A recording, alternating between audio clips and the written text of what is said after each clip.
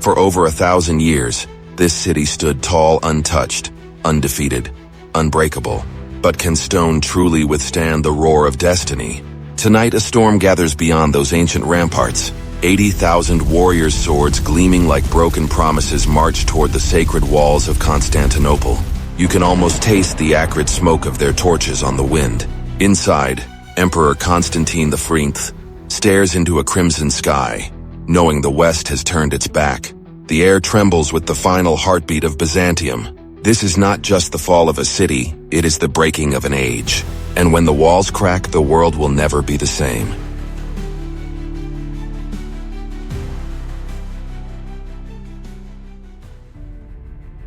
Imagine a boy crowned at 12, only to be dethroned by court intrigue. That boy was Mehmed II. Every sleepless night he whispered the city's secrets, its hidden gates, its forgotten cisterns into the darkness. By 19, his eyes burned with one vision: Constantinople at his feet. How would you feel if you held the fate of an empire in your hand?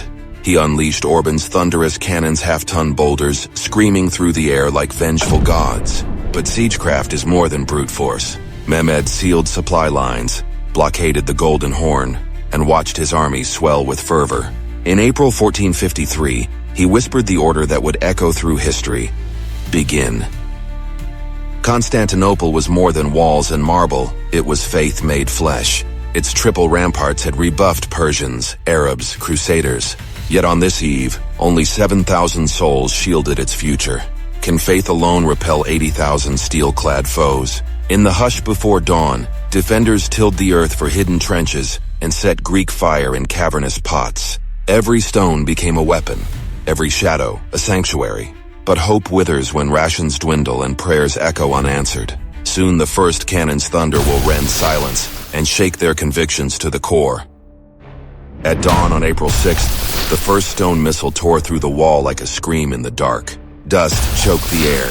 Heartbeats pounded louder than drums. Yet when the smoke cleared, the walls still stood.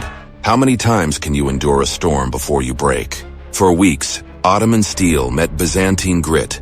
Ladders splintered, shields shattered, Greek fire hissed across the stones. But the true masterstroke came with Moonlight Mehmed's ships sliding over greased logs into the Golden Horn. The city once protected was now a ring with no opening. The noose had tightened, and only the bravest dared whisper, "This might be the end." 50 days of siege had turned hope to ashes. Hunger gnawed at bellies, cold gnawed at souls. On May 28th, silence fell, thick as fog before the storm. Inside, candles flickered in Hagia Sophia. Outside, red banners rustled in prayer. At midnight, Constantine V cast aside his robes and donned steel no crown, only conviction.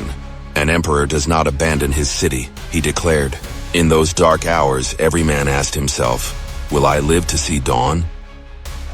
Before sunrise, an ocean of arrows blotted the sky. Shields became tombstones of iron. Wave after wave of janissaries surged like tidal fury, grappling hooks clawing at stone. The earth trembled beneath war cries. Blood pooled in ancient gutters. And then a breach small but enough. The defenders' wall of faith crumbled, and chaos exploded through the streets. Somewhere in the carnage, the emperor fell sword in hand, fighting as a soldier. By morning, Mehmed's standard flew over the broken gates. The Roman world had ended. For 3 days, the city was unmade. Palaces looted, churches desecrated, treasures vanished in a tide of steel and fire. The marble floor of the hippodrome ran red under marching boots. Yet when the chaos peaked, Mehmed rode in cloak billowing, sword sheathed, and declared an end to the carnage. No more blood, he ordered. In that moment, Constantinople shifted from prize to prize winner, the crown jewel of a new empire. A phoenix would rise from these ashes. Smoke still curled over rooftops when the rebuilding began. Merchants poured in from every corner Persian gold, Venetian silks, Jewish scholars, Christian artisans, all invited to breathe life into the ruins. Water flowed from repaired aqueducts, spices perfumed dusty streets. And in Hagia Sophia, mosaics were respectfully covered, not destroyed. From that union of past and future, Istanbul was born, a bridge between worlds. Can you feel the pulse of a city reborn? With its heart beating anew, the Ottoman Empire surged across the Balkans, Greece, Serbia, each victory, a thunderclap across Europe. But victories alone do not an empire make. Under architects like Mimar Sinan, grand mosques rose like prayer-made stone. Scholars penned poetry that echoed through coffee houses. Laws balanced tradition and innovation. The world watched Istanbul sparkle, an epicenter of power and culture. This was more than conquest. It was creation. If Mehmed was the conqueror, Suleiman was the architect of glory.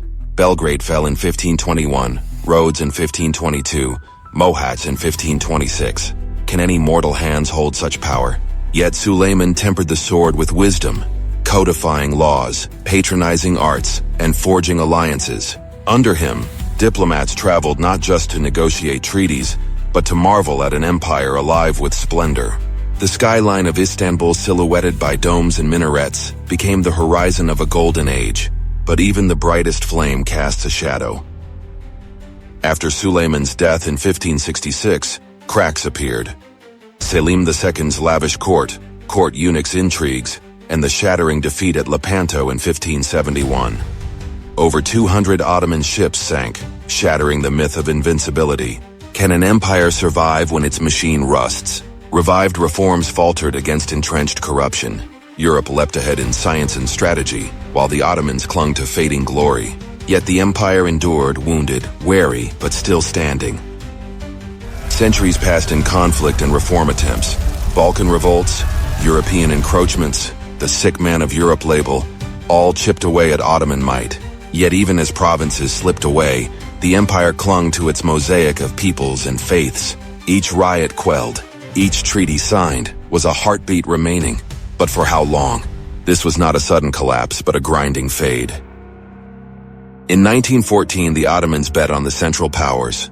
Gallipoli shone as a rare victory, but desert campaigns bled the army dry. Arab revolts, British advances, the loss of Jerusalem, each defeat was another nail in the coffin. By 1918, Istanbul lay under Allied boots, the Sultan a mere figurehead. The Treaty of Sèvres carved the empire into foreign fiefdoms. 6 centuries of empire were finally done.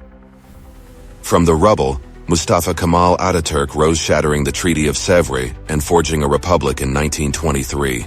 The Sultanate fell, the Caliphate dissolved, the Latin alphabet replaced Arabic script. Secular courts, women's suffrage, Western dress, Turkey reinvented itself overnight. Can a nation pivot so radically? Yes, when led by vision, not tradition. The phoenix of Anatolia had taken flight. 6 centuries might end, but their echoes persist in Istanbul's bazaars, Sarajevo's minarets, in the spicy stew of Balkan cuisines, and in the border disputes of the Middle East. The Ottomans offer a lesson. Empires rise on ambition and fall to stagnation. Their legacy is neither wholly dark nor bright, but a mosaic of conquest, coexistence, innovation, and decay. What will history say of our own age?